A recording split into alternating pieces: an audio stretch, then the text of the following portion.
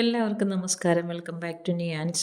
ചോറിൻ്റെ കൂടെ കഴിക്കാൻ നല്ല നാടൻ രീതിയിൽ തയ്യാറാക്കിയിട്ടുള്ള 3 തരം കറികളുടെ റെസിപ്പിയാണ് ഇന്നത്തെ വീഡിയോയിലുള്ളത്. ആദ്യം പാവയ്ക്കയും പയറും കൊണ്ടുള്ള തോരനാണ്. ഇതെങ്ങനെയാണ് തയ്യാറാക്കുന്നത് നോക്കാം.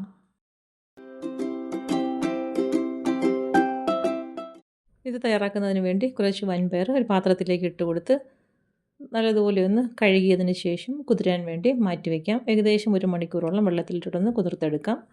ഇനി അത് കുതിരാനിട്ടതിന് ശേഷം നമുക്ക് പാവയ്ക്ക ഒന്ന് അരിഞ്ഞെടുക്കണം. അപ്പം ഈ ഒരു വലുപ്പത്തിലുള്ള ഒരു പാവയ്ക്കാണ് ഞാൻ തോരൻ വയ്ക്കാൻ എടുത്തിരിക്കുന്നത്. ഇത് ഒരുപാട് മൂത്ത് പോകാത്ത പാവയ്ക്കാണ്, കുരു ഒന്നും മുറ്റിയിട്ടില്ല.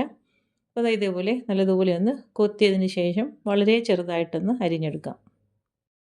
ഉള്ളിലുള്ള കുരു മുറ്റാത്തത് കൊണ്ട് തന്നെ അത് ഫുള്ളായിട്ട് വെച്ച് തന്നെ നമുക്ക് കൊത്തി ഇതേപോലെ ഒന്ന് അരിഞ്ഞെടുക്കാം. ഒരുപാട് മൂത്ത പാവയ്ക്കാണെന്നുണ്ടെങ്കിൽ കുരു എടുത്ത് കളഞ്ഞതിന് ശേഷം ഇതേപോലെ അരിഞ്ഞെടുക്കാം. അത് അരിഞ്ഞെടുത്ത പാവയ്ക്ക നമുക്ക് തോരൻ വെക്കാനുള്ള ചട്ടിയിലേക്ക് ആക്കി കൊടുക്കാം. ഇതുപോലെ വളരെ ചെറുതായിട്ട് കൊത്തി അരിഞ്ഞെടുക്കുന്നതാണ് ഈ തോരൻ വയ്ക്കാൻ നല്ലത്. അത് അരിഞ്ഞെടുത്ത പാവയ്ക്ക ചട്ടിയിലേക്ക് ആക്കി കൊടുത്തിട്ടുണ്ട്. ഇനി നമുക്കിതിന് വേണ്ടി ഒരു അരപ്പ് തയ്യാറാക്കിയെടുക്കാം. അതിന് കുറച്ച് തേങ്ങ മിക്സിയുടെ ജാറിലേക്ക് ഇട്ട് കൊടുക്കാം.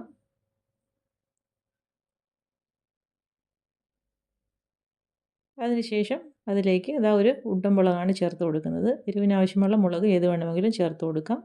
പിന്നെ ഒരു 3-4 ചെറിയ ഉള്ളിയും അതേപോലെ തന്നെ ഒരു 3-4 വെളുത്തുള്ളിയും കൂടെ ചേർത്ത് കൊടുത്തൊന്ന് ചതച്ചെടുക്കാം. ഈ ഒരു രീതിയിൽ ചതച്ചെടുത്തിട്ടുണ്ട്. ഇനി കുതിരാൻ വെച്ചിരുന്ന പയർ കുക്കറിലേക്ക് ഇട്ട് കൊടുത്ത് വേവിച്ചെടുക്കാം. കുക്കറിലേക്ക് ഇട്ട് കൊടുത്ത പയർ നന്നായിട്ട് വെന്ത് വന്നിട്ടുണ്ട്. പ്രഷറൊക്കെ പോയതിന് ശേഷം കുക്കർ തുറന്ന് നോക്കാം. അപ്പോൾ പയർ നല്ലതുപോലെ വെന്ത് കിട്ടിയിട്ടുണ്ട്. ഇനി ഇത് പാവയ്ക്കയിലേക്ക് ഇട്ട് കൊടുക്കാം. പാവയ്ക്കയുടെ പുറത്തേക്ക് പയറിട്ട് കൊടുത്തതിന് ശേഷം അതിലേക്ക് നമ്മൾ ചതച്ച് വെച്ചിരുന്ന അരപ്പും കൂടി ചേർത്ത് കൊടുക്കാം. അരപ്പും ചേർത്ത് കൊടുത്തതിന് ശേഷം ഒന്ന് നിരത്തി കൊടുക്കാം. ഇനി ഇതിലേക്ക് ആവശ്യത്തിനുള്ള ഉപ്പും കൂടി ചേർത്ത് കൊടുക്കണം. മിക്സിയുടെ ജാറിലേക്ക് ലേശം വെള്ളമൊഴിച്ച് അതും കൂടി അതിലേക്ക് ഒഴിച്ചു കൊടുക്കാം. ഇനി ഉപ്പും കൂടി ചേർത്ത് കൊടുത്തതിന് ശേഷം ചട്ടി മൂടി വെച്ച് അടുപ്പിലേക്ക് വെച്ച് കൊടുത്ത് വേവിച്ചെടുക്കാം. പാവയ്ക്കൊക്കെ പെട്ടെന്ന് വെന്ത് കിട്ടുന്നത് തന്നെ, അതുകൊണ്ട് വളരെ പെട്ടെന്ന് നമുക്ക് തോരൻ തയ്യാറാക്കി എടുക്കാൻ പറ്റും. അപ്പോൾ നല്ലതുപോലെ ഒന്ന് ഇളക്കി കൊടുക്കാം. അപ്പം ചേർത്ത് കൊടുത്ത വെള്ളമൊക്കെ ഒന്ന് വറ്റി വന്നിട്ടുണ്ട്. ചെറിയൊരു നനവ് പോലെയുണ്ട്. അപ്പോൾ നന്നായിട്ടൊന്ന് ചിക്കി തോർത്തി എടുക്കണം. അപ്പോൾ ഇതിലേക്ക് നമ്മൾ മുളക് ചേർത്ത് കൊടുക്കുമ്പോൾ ഉണ്ടമുളകാണെങ്കിൽ നല്ലൊരു മണവും കൂടി കിട്ടും തോരന്. അപ്പോൾ അത് ചട്ടി അടുപ്പിൽ നിന്ന് മാറ്റിയതിന് ശേഷം അതിലേക്കൊന്ന് താളിച്ചൊഴിക്കാം. അപ്പം പാൻ അടുപ്പിൽ വെച്ച് കൊടുത്ത് വെളിച്ചെണ്ണ ഒഴിച്ചു കൊടുക്കാം. വെളിച്ചെണ്ണ ചൂടായിരുമ്പോൾ കടുകും ചുവന്നുള്ളി വറ്റൽമുളകും കൂടി ഒന്ന് മൂപ്പിച്ചെടുക്കാം. അത് മൂത്ത് വരുന്ന സമയത്ത് കറിവേപ്പിലയും കൂടി ഇട്ട് കൊടുക്കാം. കറിവേപ്പില ഇട്ട് കൊടുത്ത് നന്നായിട്ടൊന്ന് മൂപ്പിച്ചതിന് ശേഷം തോരനിലേക്ക് ഒഴിച്ചു കൊടുക്കാം. അപ്പോൾ താളിച്ചത് ഒഴിച്ചു കൊടുത്തതിന് ശേഷം നന്നായിട്ട് ഇതിനെ ഒന്ന് ഇളക്കി കൊടുക്കാം. നല്ല സൂപ്പർ ടേസ്റ്റിലുള്ള പാവയ്ക്ക പയർ തോരൻ റെഡിയായി കഴിഞ്ഞു.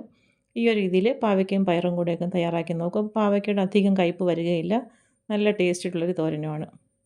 അപ്പോൾ ഇതേപോലെ ചെയ്തിട്ടില്ല എന്നുണ്ടെങ്കിൽ പാവയ്ക്കയും പയറും കൂടി ഈ ഒരു രീതിയിൽ തയ്യാറാക്കി നോക്കൂ. ചോറിൻ്റെ കൂടെയോ കഞ്ഞിയുടെ കൂടെയൊക്കെ കഴിക്കാൻ പറ്റിയൊരു തോരനാണ്. അപ്പോൾ ഈ ഒരു രീതിയിൽ തീർച്ചയായിട്ടും ട്രൈ ചെയ്ത് നോക്കിക്കോളൂ. പാവയ്ക്ക മാത്രം കഴിക്കാൻ ഇഷ്ടമില്ലാത്തവർക്ക് ഈ ഒരു രീതിയിലൊക്കെ ട്രൈ ചെയ്ത് നോക്കാം. താളിച്ചതും കൂടി ചേർത്ത് തോരൻ ഇളക്കിയെടുക്കുമ്പോൾ നല്ലൊരു മണവുമാണ്, നല്ല ടേസ്റ്റുമാണ്. അപ്പോൾ ഈ ഒരു രീതിയിൽ തയ്യാറാക്കി നോക്കൂ. അടുത്തത് നല്ല അടിപൊളി ടേസ്റ്റിൽ തയ്യാറാക്കിയിട്ടുള്ള ചേന തോരനാണ്. ഇതെങ്ങനെയാണ് തയ്യാറാക്കുന്നത് നോക്കാം. ഇത് തയ്യാറാക്കുന്നതിന് വേണ്ടി ആദ്യം നമുക്ക് ചേന നന്നായി തൊലി കളഞ്ഞ് കഴുകി വൃത്തിയാക്കി എടുക്കാം. ഞാനൊരു ചെറിയ പീസ് ചേനയാണ് എടുത്തിരിക്കുന്നത്. ഇനി ഇതിനെ തോരൻ വെക്കാനുള്ള വലുപ്പത്തിൽ നിന്ന് കട്ട് ചെയ്തെടുക്കണം. അപ്പോൾ നമ്മൾ കായൊക്കെ തോരൻ വെക്കാൻ എടുക്കത്തില്ലേ, ആ ഒരു രീതിയിൽ ഇതിനെ അരിഞ്ഞെടുക്കാം. ചെറിയ ചെറിയ പീസസ് ആയിട്ട് വേണം അരിഞ്ഞെടുക്കാൻ. ഇത് അത്യാവശ്യം നന്നായിട്ട് വെന്ത് കിട്ടുന്ന ചേനയായിരുന്നു. പെട്ടെന്ന് തന്നെ വേകുന്ന ആയതുകൊണ്ട് തന്നെ ഞാൻ പാത്രത്തിലിട്ടാണ് വേവിച്ചെടുക്കുന്നത്. ഒരുപാട് വേകാത്ത ചേനയൊക്കെ കിട്ടുന്നതെങ്കിൽ കുക്കറിലിട്ടൊന്ന് വേവിച്ചെടുത്താൽ നല്ലതായിരിക്കും, പെട്ടെന്ന് വെന്ത് കിട്ടും. ഇതിപ്പം പെട്ടെന്ന് വേകുന്നതായതുകൊണ്ട് തന്നെ ഞാൻ പാത്രത്തിലേക്ക് ഇട്ട് കൊടുത്ത് വേവിച്ചെടുക്കുകയാണ്. അപ്പം പാത്രത്തിലേക്ക് ഇട്ട് കൊടുത്തതിന് ശേഷം അതിലേക്ക് ആവശ്യത്തിനുള്ള വെള്ളം ഒഴിച്ചു കൊടുക്കാം. അപ്പം ചേനയ്ക്ക് കുറച്ചധികം വെള്ളം വേണ്ടി വരും. ഇനി അതിലേക്ക് ഉപ്പും കൂടി ചേർത്ത് കൊടുക്കാം. ഉപ്പും ചേർത്ത് കൊടുത്തൊന്ന് മിക്സ് ചെയ്ത് കൊടുത്തതിന് ശേഷം മൂടി വെച്ച് അടുപ്പിലേക്ക് വെച്ച് കൊടുത്ത് വേവിക്കാൻ വയ്ക്കാം. ആ സമയം കൊണ്ട് അരപ്പ് തയ്യാറാക്കാം. അതിന് വേണ്ടി ആവശ്യമുള്ള തേങ്ങ മിക്സിയുടെ ജാറിലേക്ക് ഇട്ട് കൊടുക്കാം. അതിലേക്കൊരു 3 വെളുത്തുള്ളിയും എരിവിന് ആവശ്യമുള്ള 2 പച്ചമുളകും ചേർത്ത് കൊടുക്കാം. പിന്നെ ഒരു 1/4 ടീസ്പൂൺ ജീരകവും ഒരു 1/4 ടീസ്പൂൺ മഞ്ഞൾപ്പൊടിയും കൂടി ചേർത്ത് കൊടുത്ത് ഒന്ന് ചതച്ചെടുക്കാം. ഇപ്പോൾ നമ്മൾ വേകാൻ വെച്ചിരുന്ന ചേന ഒരു പകുതിയോളം വെന്ത് കിട്ടിയിട്ടുണ്ട്. ആ സമയത്ത് തയ്യാറാക്കി വെച്ചിരിക്കുന്ന അരപ്പ് ഇതിലേക്ക് ഇട്ട് കൊടുക്കാം. അരപ്പ് ഇട്ട് കൊടുത്തതിന് ശേഷം വീണ്ടും ഇനി അത് വെള്ളം വറ്റുന്നത് വരെ ഒന്ന് വെയിറ്റ് ചെയ്യണം. അപ്പോൾ നന്നായിട്ടൊന്ന് ഇളക്കി കൊടുത്തതിന് ശേഷം വീണ്ടും മൂടി വയ്ക്കാം. മൂടി വെച്ചതിന് ശേഷം നന്നായിട്ടൊന്ന് വേവിച്ചെടുക്കാം. അപ്പോൾ അത് ഏകദേശം വെള്ളമൊക്കെ വറ്റി വന്നിട്ടുണ്ട്. ഈ ഒരു സമയമാകുമ്പോഴേക്കും നല്ലതുപോലെ ഒന്ന് ഇളക്കി കൊടുക്കണം. അപ്പം ചേനയും കായും ഒക്കെ വേവിച്ചെടുക്കുമ്പോൾ കുറച്ച് വെള്ളത്തോടെ തന്നെ ഇറക്കുന്നതാണ് നല്ലത്. അപ്പോൾ അത് ആവശ്യത്തിനുള്ള വെളിച്ചെണ്ണ ഈ സമയത്ത് അതിലേക്ക് ഒഴിച്ചു കൊടുക്കാം. ഒഴിച്ചു കൊടുത്തതിന് ശേഷം നല്ലതുപോലെ ഒന്ന് ഇളക്കി കൊടുത്ത് അടുപ്പിൽ നിന്ന് മാറ്റാം. നമ്മളെ സൂപ്പർ ടേസ്റ്റിലുള്ള ചേനത്തോരൻ റെഡിയായി കഴിഞ്ഞു. അടുത്തത് വെണ്ടയ്ക്ക കൊണ്ടുള്ള ഒഴിച്ചുകറിയാണ്. ഇതെങ്ങനെയാണ് തയ്യാറാക്കുന്നതെന്ന് നോക്കാം. ഈ കറി തയ്യാറാക്കുന്നതിന് വേണ്ടി കുറച്ച് വെണ്ടയ്ക്ക നന്നായിട്ട് കഴുകി വൃത്തിയാക്കി എടുത്തിട്ടുണ്ട്. ഒരുപാട് മൂത്ത് പോകാത്ത വെണ്ടയ്ക്ക വേണം ഈ കറിക്ക് എടുക്കേണ്ടത്. അപ്പോൾ ഇതേപോലെ ഒന്ന് അരിഞ്ഞെടുക്കാം. വെണ്ടയ്ക്കയുടെ മുകൾ ഭാഗമെല്ലാം ഒന്ന് കട്ട് ചെയ്ത് കളഞ്ഞതിന് ശേഷം ഈ ഒരു വലിപ്പത്തിൽ ഇതിനെ ഒന്ന് മുറിച്ചെടുക്കാം. ഒരുപാട് നീളത്തിലല്ലാത്ത രീതിയിലാണ് മുറിച്ചെടുക്കേണ്ടത്. ഇനി എടുത്ത് വെച്ചിരിക്കുന്ന ഈ വെണ്ടയ്ക്ക് അത്രയും ഈ ഒരു പരുവത്തിലൊന്ന് കട്ട് ചെയ്തെടുക്കാം. ഒരുപാട് മൂത്ത് പോയ വെണ്ടയ്ക്കാണെങ്കിൽ കറിക്ക് ടേസ്റ്റ് കാണില്ല. അപ്പോൾ എപ്പോഴും ഈ കറി തയ്യാറാക്കുമ്പോൾ മൂക്കാത്ത വെണ്ടയ്ക്ക നോക്കി വേണം എടുക്കാൻ. അപ്പോൾ എടുത്ത് വെച്ചിരുന്ന വെണ്ടയ്ക്കെല്ലാം ഈ ഒരു രീതിയിൽ മുറിച്ചെടുത്തിട്ടുണ്ട്. ഇനി ഇതിലേക്ക് ഒരു തക്കാളിയും കൂടെ വേണം. അപ്പോൾ കഴുകി വൃത്തിയാക്കിയെടുത്ത തക്കാളിയുണ്ട്, അതിനെ ഒന്ന് മുറിച്ചെടുക്കണം. ഇതേപോലെ രണ്ടായിട്ടൊന്ന് മുറിച്ചതിന് ശേഷം ഇതേപോലെ ഒന്ന് വീണ്ടും ഒന്ന് മൂന്നായിട്ടൊന്ന് നീളത്തിൽ കീറിയെടുക്കാം. ഇനി ഇതേപോലെ ഒന്ന് മുറിച്ചെടുക്കാം. തക്കാളി ചെറിയ ചെറിയ പീസസായിട്ട് ഇതേപോലെ മുറിച്ചെടുക്കണം. ഇനി ഇതിലേക്ക് വേണ്ടത് ഒരു സവാളയും കൂടെ വേണം. അപ്പോൾ തൊലി കളഞ്ഞ് കഴുകി വൃത്തിയാക്കിയ സവാളയെ ഒന്ന് മുറിച്ചെടുക്കാം. സവാള അതേപോലെ ചെറിയ പീസസ് സ്ക്വയർ പീസസായിട്ട് കട്ട് ചെയ്തെടുക്കാം. ഇതേപോലെ സവാളയും വൃത്തിയാക്കിയതിന് ശേഷം ഒന്ന് അരിഞ്ഞെടുക്കാം. സവാളയ്ക്ക് പകരം ഇതിലേക്ക് ചെറിയ ഉള്ളി ചേർത്ത് കൊടുത്താലും നല്ലതാണ്. അപ്പോൾ ചെറിയ ഉള്ളി ഇഷ്ടമുള്ളവർ ചെറിയ ഉള്ളി ചേർത്ത് കൊടുത്താൽ മതിയാകും. അപ്പോൾ ഈ ഒരു വലിപ്പത്തിൽ സവാളയും കൂടി കട്ട് ചെയ്തെടുക്കാം. സവാള മുറിച്ചെടുത്തതിന് ശേഷം അത് മാറ്റി വയ്ക്കാം. ഇനി കറി തയ്യാറാക്കാനുള്ള ചട്ടി അടുപ്പിലേക്ക് വെച്ച് കൊടുത്തിട്ടുണ്ട്. വെളിച്ചെണ്ണ ഒഴിച്ചു കൊടുത്ത് ചൂടാകുമ്പോൾ അതിലേക്ക് കുറച്ച് കടുകും ഉലുവയും വറ്റൽമുളകും ഇട്ട് കൊടുക്കാം. ഇനി അതൊന്ന് മൂത്ത് വരുന്ന സമയത്ത് കറിവേപ്പിലയും കൂടി ഇട്ട് കൊടുക്കാം. ഇനി ഇതെല്ലാം കൂടി നന്നായിട്ടൊന്ന് മൂപ്പിച്ചെടുക്കണം. ഇതെല്ലാം കൂടി നല്ലതുപോലെ മൂത്ത് വരുന്ന സമയത്ത് അരിഞ്ഞ് വെച്ചിരിക്കുന്ന സവാള ഇതിലേക്ക് ഇട്ട് കൊടുക്കാം. സവാള ഇട്ട് കൊടുത്ത് നല്ലതുപോലെ ഒന്ന് വഴറ്റി കൊടുക്കണം. ഏകദേശം 1 മിനിറ്റോളം സവാള എണ്ണയിലിട്ട് നല്ലതുപോലെ ഒന്ന് വഴറ്റി കൊടുക്കാം. സവാള പെട്ടെന്നൊന്ന് വഴണ്ട് കിട്ടാൻ വേണ്ടി നമുക്കിതിലേക്ക് ഉപ്പും കൂടെ ചേർത്ത് കൊടുക്കാം. അപ്പോൾ കറിക്ക് ആവശ്യമുള്ള ഉപ്പ് ഈ സമയത്ത് ഇതിലേക്ക് ചേർത്ത് കൊടുക്കാം. ഉപ്പും ചേർത്ത് കൊടുത്തതിന് ശേഷം വീണ്ടും സവാള നല്ലതുപോലെ ഒന്ന് വഴറ്റി കൊടുക്കണം. ഇനിയിപ്പോൾ സവാള പെട്ടെന്ന് തന്നെ വഴണ്ട് കിട്ടും. ഇപ്പോൾ സവാള നന്നായിട്ട് വഴണ്ട് കളറൊക്കെ ഒന്ന് മാറി വന്നിട്ടുണ്ട്. ഈ സമയത്ത് അരിഞ്ഞു വെച്ചിരിക്കുന്ന വെണ്ടയ്ക്ക ഇതിലേക്ക് ചേർത്ത് കൊടുക്കാം. വെണ്ടയ്ക്ക ഇട്ട് കൊടുത്തതിന് ശേഷം അതൊന്ന് വഴറ്റി കൊടുക്കണം. ഏകദേശം ഒരു 2 മിനിറ്റോളം സവാള ഈ എണ്ണയിലിട്ട് നല്ലതുപോലെ ഒന്ന് വഴറ്റി കൊടുക്കാം. പെട്ടെന്ന് തന്നെ ഒരുപാട് മൂക്കാത്ത വെണ്ടയ്ക്ക ആയതുകൊണ്ട് പെട്ടെന്ന് തന്നെ ഇതും വഴണ്ട് കിട്ടും. അപ്പോൾ ഈ ഒരു രീതിയിൽ നല്ലതുപോലെ ഒന്ന് ഇളക്കി വഴറ്റിയെടുക്കാം. ഇപ്പോൾ വെണ്ടയ്ക്ക ഇട്ട് കൊടുത്ത് ഒരു 2 മിനിറ്റ് നന്നായിട്ടൊന്ന് ഞാൻ വഴറ്റി കൊടുത്തിട്ടുണ്ട്. ഇനി ഇതിലേക്ക് 1/2 ടീസ്പൂൺ അളവിൽ മുളക് പൊടി ചേർത്ത് കൊടുക്കാം.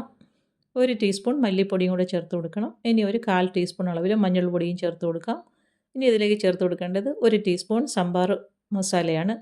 അതും കൂടി ചേർത്ത് കൊടുത്തതിന് ശേഷം നന്നായിട്ടൊന്ന് മൂപ്പിച്ചെടുക്കണം. സാമ്പാർ മസാല ഇല്ലയെന്നുണ്ടെങ്കിൽ മുളക് പൊടിയുടെ മല്ലിപ്പൊടിയുടെയൊക്കെ അളവ് കുറച്ചുകൂടെ കൂട്ടി കൊടുത്താൽ മതിയാകും.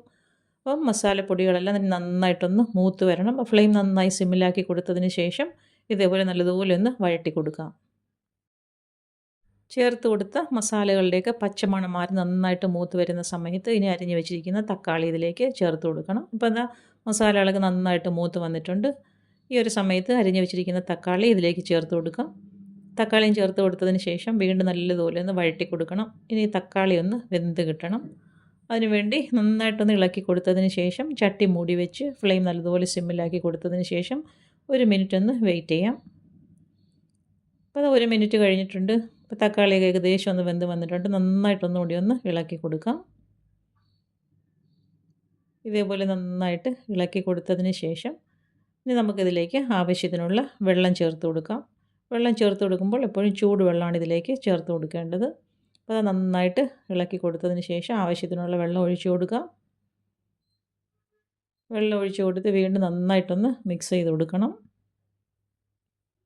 ഈ ഒരു രീതിയിൽ നല്ലതുപോലെ ഇളക്കി കൊടുത്തിട്ട് ഈ സമയത്ത് ഉപ്പൊക്കെ ഒന്ന് നോക്കണം. ഇതേപോലെ നന്നായിട്ട് ഇളക്കി കൊടുത്തിട്ടുണ്ട്. ആവശ്യത്തിനുള്ള വെള്ളം ചേർത്ത് കൊടുക്കാം. ഒഴിച്ചുകറി ആയതുകൊണ്ട് തന്നെ വെള്ളം കുറച്ചധികം ചേർത്ത് കൊടുക്കാം. അത് വെണ്ടയ്ക്കൊക്കെ ചേർത്ത് കൊടുക്കുന്നതുകൊണ്ട് കറിക്ക് നല്ല കൊഴുപ്പായിരിക്കും. ഇനി ഒന്ന് മൂടി വയ്ക്കാം. അപ്പോൾ അതാ കറി നന്നായിട്ട് തിളച്ച് വന്നിട്ടുണ്ട്. വെണ്ടയ്ക്കൊക്കെ പെട്ടെന്ന് തന്നെ വെന്ത് കിട്ടുന്നതല്ലേ, അതുകൊണ്ട് കറി പെട്ടെന്ന് സെറ്റായി കിട്ടും. അപ്പോൾ ഇതാ കറിയൊക്കെ നല്ലതുപോലെ പരുവായി വന്നിട്ടുണ്ട്. ഇനി ഇത് കുറച്ച് സമയം ഒന്ന് ഫ്ലെയിം സിമ്മിലാക്കി കൊടുത്തതിന് ശേഷം ചട്ടി മൂടി വെച്ച് ഇട്ട് കൊടുക്കാം. പിന്നീട് ഇതിലേക്ക് നമുക്ക് ആവശ്യത്തിന് വെള്ളം വേണമെന്നുണ്ടെങ്കിൽ പിന്നീട് ചേർത്ത് കൊടുക്കാം. ഇപ്പോൾ ഇതാ കറി നല്ലതുപോലെ പരുവായി വന്നിട്ടുണ്ട്. അപ്പോൾ കുറച്ച് വെള്ളത്തിൻ്റെ കുറവുണ്ടെന്ന് തോന്നുന്നു. അപ്പോൾ ഈ സമയത്ത് കുറച്ച് ചൂടുവെള്ളവും കൂടി ഇതിലേക്ക് ഒഴിച്ചു കൊടുക്കാം. ഗ്രേവി കുറച്ച് തിക്കായിട്ടാണ് ഇരിക്കുന്നത്. വെണ്ടയ്ക്കൊക്കെ ചേർത്ത് കൊടുക്കുന്നതിന് ഒരു കറിക്കൊരു കൊഴുപ്പും കാണും. അപ്പോൾ അതിനനുസരിച്ച് വെള്ളം ചേർത്ത് കൊടുക്കണം. ഇത് കുറച്ച് ചൂടുവെള്ളം കൂടി ഒഴിച്ചു കൊടുത്തിട്ടുണ്ട്. നല്ലതുപോലെ ഒന്ന് ഇളക്കി കൊടുത്തതിന് ശേഷം കറി ഒന്ന് തിളപ്പിച്ചെടുത്താൽ മതിയാകും. അപ്പോഴേക്കും കറി സെറ്റായി കിട്ടും. ഇനി ചട്ടി മൂടി വെച്ച് ഒന്ന് തിളപ്പിച്ചെടുക്കാം.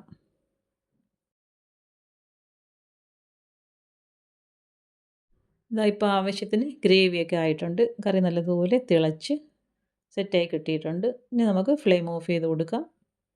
നല്ല സൂപ്പർ ടേസ്റ്റാണ്. വെണ്ടയ്ക്ക കൊണ്ട് ഈ ഒരു രീതിയിൽ കറി ഇങ്ങനെയൊന്ന് തയ്യാറാക്കി നോക്കൂ. ഇതാ കണ്ടില്ലേ, കറി കാണുമ്പോൾ തന്നെ അറിയാമല്ലോ എത്രത്തോളം ടേസ്റ്റ് ആയിരിക്കും എന്നുള്ളത്. തീർച്ചയായിട്ടും വെണ്ടയ്ക്ക കൊണ്ട് ഈ ഒരു രീതിയിൽ കറി ഇങ്ങനെ തയ്യാറാക്കി നോക്കും. ചോറിൻ്റെ കൂടെ മാത്രമല്ല, ഇഡലിക്കോ ദോശയ്ക്കോ അപ്പത്തിനോ ഒക്കെ സൈഡായിട്ട് കഴിക്കാൻ പറ്റിയ ഒരു കിടിലൻ കറിയാണ്. അപ്പോൾ ഇന്നത്തെ വീഡിയോ ഇത്രയേ ഉള്ളൂ. ഇഷ്ടമായ ലൈക്ക് ചെയ്ത് സബ്സ്ക്രൈബ് ചെയ്ത് സപ്പോർട്ട് ചെയ്തേക്കൂ. എന്തെങ്കിലുമൊക്കെ അഭിപ്രായങ്ങളുണ്ടെങ്കിൽ കമൻറ്റ് ചെയ്യൂ. വീണ്ടും അടുത്ത വീഡിയോയിൽ കാണുന്നത് വരെ bye from Niyans. Thanks for watching.